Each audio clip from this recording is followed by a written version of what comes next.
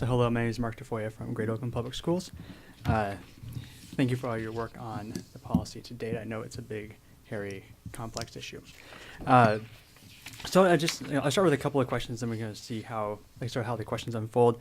But as I said earlier, is the intent of the language in Assumption 6, number 3, to move salaries to the district level and now the site level budgets? And if so, what do the models look like that account for the differentials in the amount of salaries that are being paid to some schools versus other schools? And there's no sort of organizational position in terms of like how that comes out, but rather sort of like what's the like actual impact of the of this type of move and what it looks like. And then I think an important question is, how does the 15% goal allocation to the district compare to the current percentage being spent on central office services?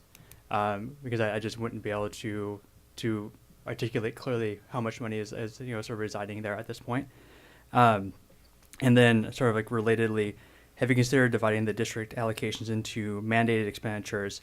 And that would be basically looking at exactly what it takes to keep the district running on sort of a functional level. Like, how do you keep the lights on? How do you make sure people are paid on time, correct amounts, those types of things.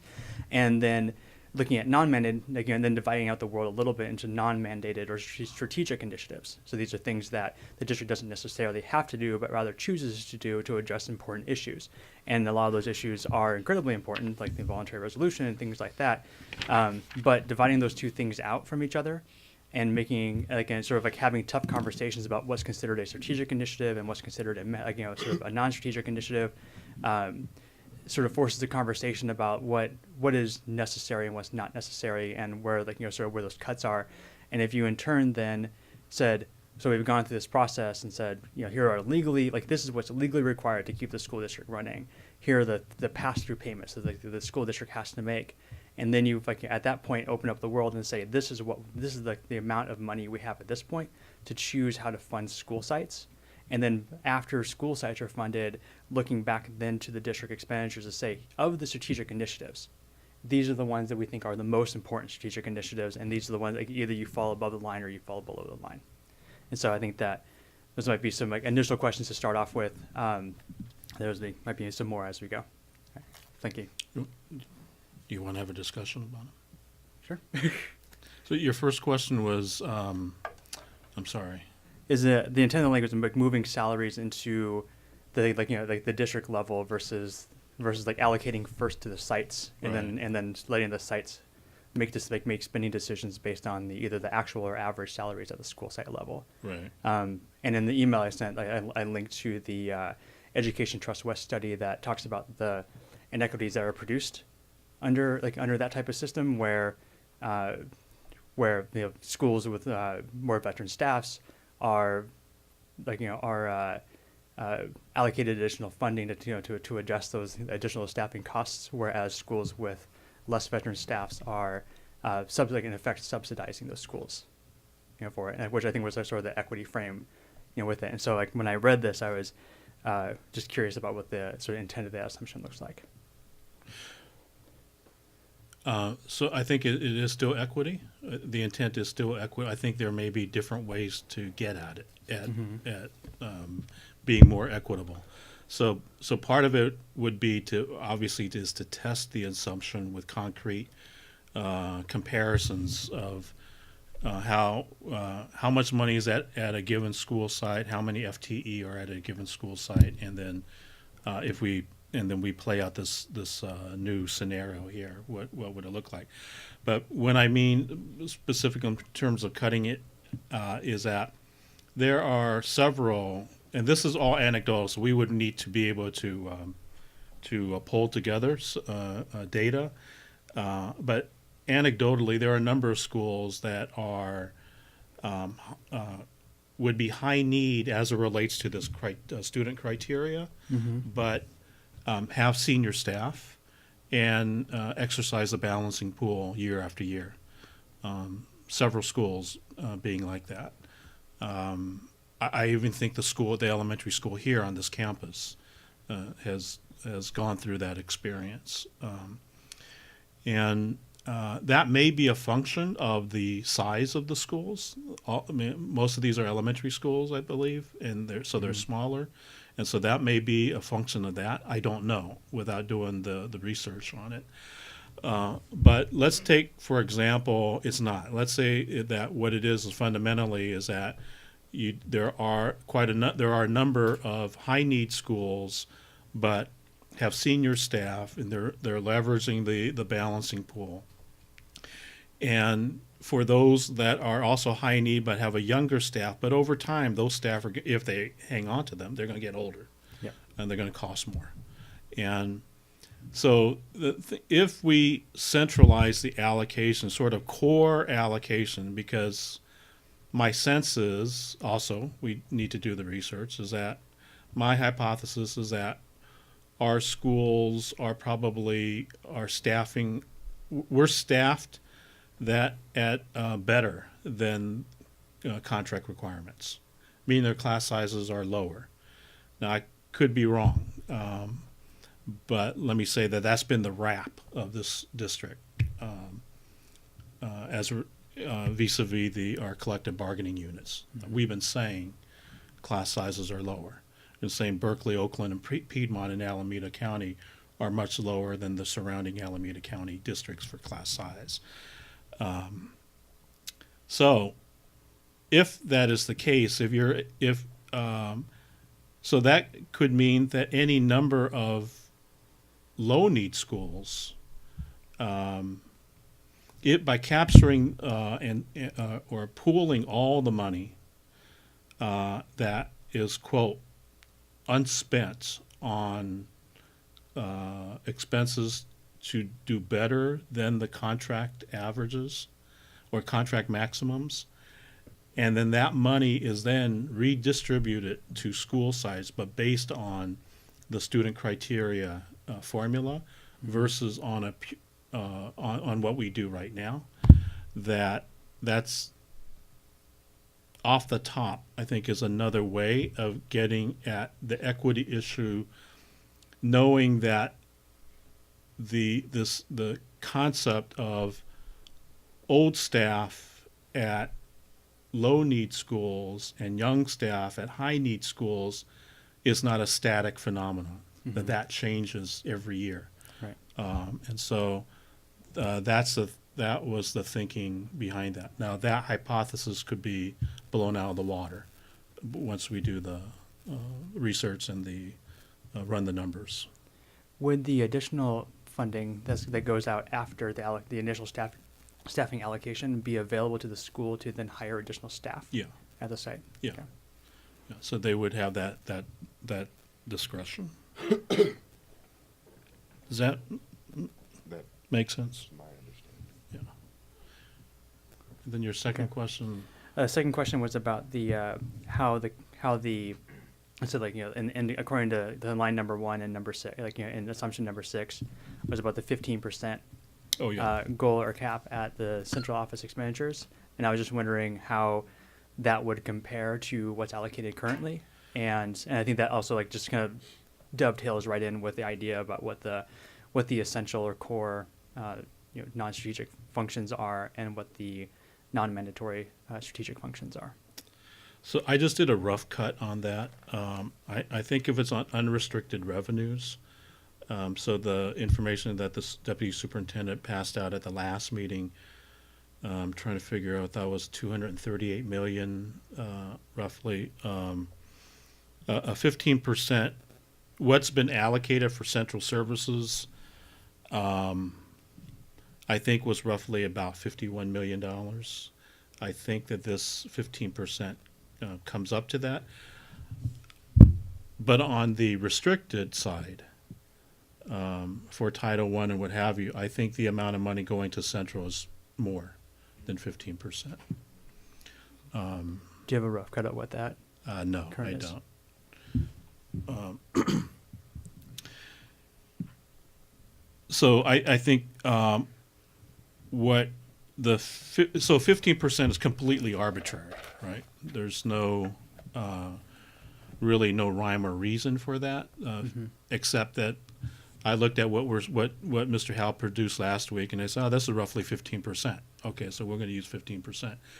Me knowing personally that that Central is using more than 15% unrestricted.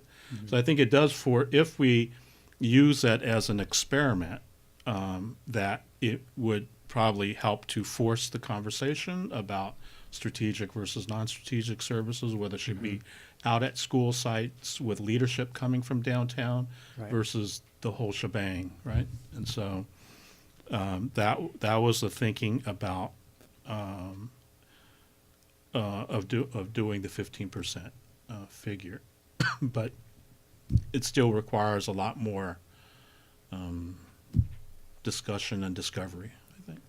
Is there any consideration of identifying peer districts that share similar challenges and situations, and potentially benchmarking central allocations against some of those peers? That would be good to do. I would ask people whether we can actually do that, and whether districts actually organize their budget information in that way. I suspect they don't. Definitional problems. Yeah. I suspect that they don't, and we would need to hire some research firm to get into it, and it'll probably take 2 years. And then additional questions, and I don't know if you want to open up the floor for other questions before No, let's we move get to on. you had 3 questions. Let's get into All it. right. How will the decisions be made about the custodial and school security services at the school site level, and then how does that how will you anticipate that ending up shifting the current allocation balances, and then how do these allocations then be assessed for their efficacy? How sort of impact on student learning, but sort of just like the overall efficacy themselves if they're not being held at the site level, in terms of knowing how effective these particular allocations are. That's a good question. My understanding, the budgets are held centrally right now, aren't they not? For custodial and B&G. Yes. That allocation. Oh.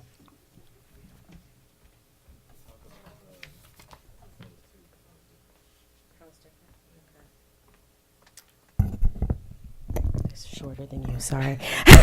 Hi, I'm Katima Slocum. I'm a budget director for budget development and position control, and I also have managed the custodial allocations. Currently, those are allocated at 20,000 square feet. So it's in accordance to FICMAT. This is actually state requirements. So it's 20,000 square feet for one FTE, and that was devised by FICMAT. So that's currently how the custodial allocations are devised. So we look at how large the school is, how many students are there, and how much of the school is being utilized. In terms of the SSO allocations, currently they mostly reside at the high schools and the middle schools. In terms of, am I losing the mic here? Okay. In terms of how those allocations are really looked at, it's really about their safety plan. We have a limited amount of funding available to fund an SSO. On average, their salary is about $45,000 annually. So we only have a limited allocation of that. So we look at the safety plans. Where are we having the highest areas of crime? And that is currently how it's being allocated at this point.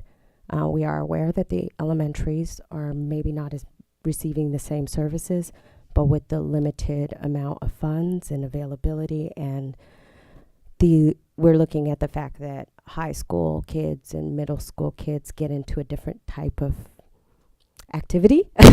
We provide those SSOs based upon that. So with a limited allocation, it limits how many we have available to be able to provide that service. Okay, thank you. Yes, Vernon Howe, Deputy Superintendent. So she's correct in terms of the services being at the schools that way. But in terms of, as we talk about this, in terms of budgets and where the actual expenditures, preside, that's a central budget.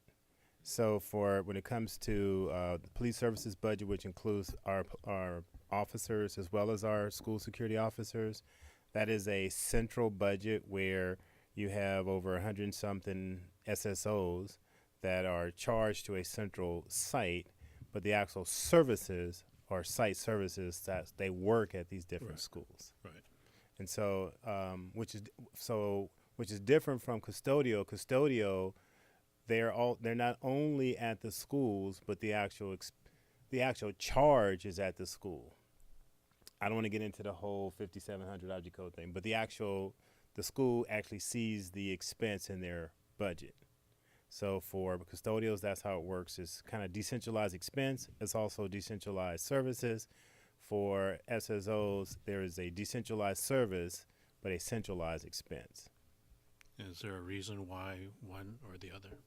Why wouldn't custodial be centralized budget-wise? I believe the reason for it was for sites for the district to have a better sense of what a school costs, and so the school needs all the schools need a custodian, and so this is to try to depict the actual cost of a school, how to run a school, because you want the cost out at the school site.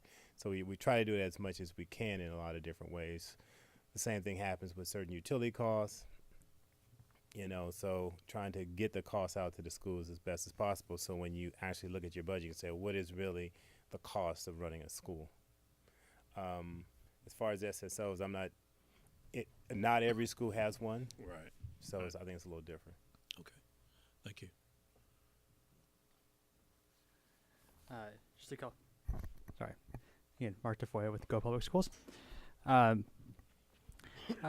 I think that the next question that was emailed to the board is sort of a restatement again of the sort of strategic versus non-strategic cost, and whether when do you what do you consider common core implementation? Like, is that a central office function, or is it considered to be more core than that?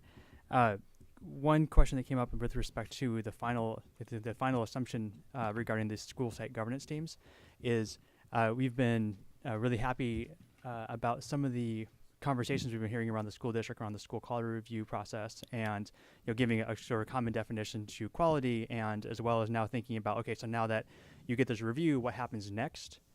And I think that one of the concerns that's been raised on a number of occasions is that I think that as an organization, and just me personally, believe that you budget for what you value, and so if the superintendent is being charged with providing certain levels of substantive feedback and support for school governance teams, then what kind of line item is it looking like that the superintendent will receive in order to execute on those responsibilities?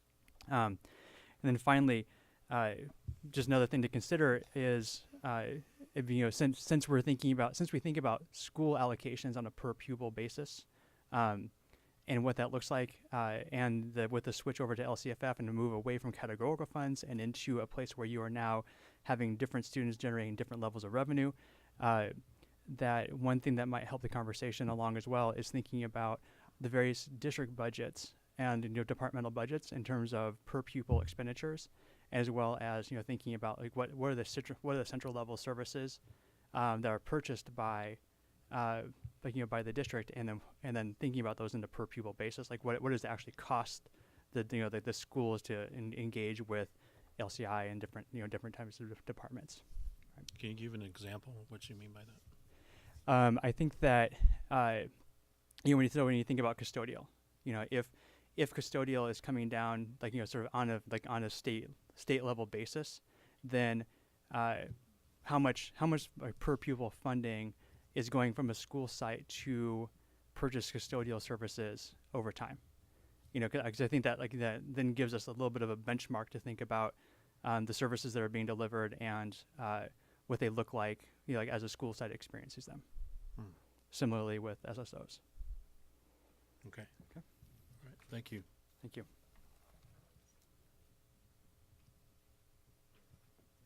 Just so, Mr. Tafolla, just on your point about the assumption 7 and where does that get supported financially?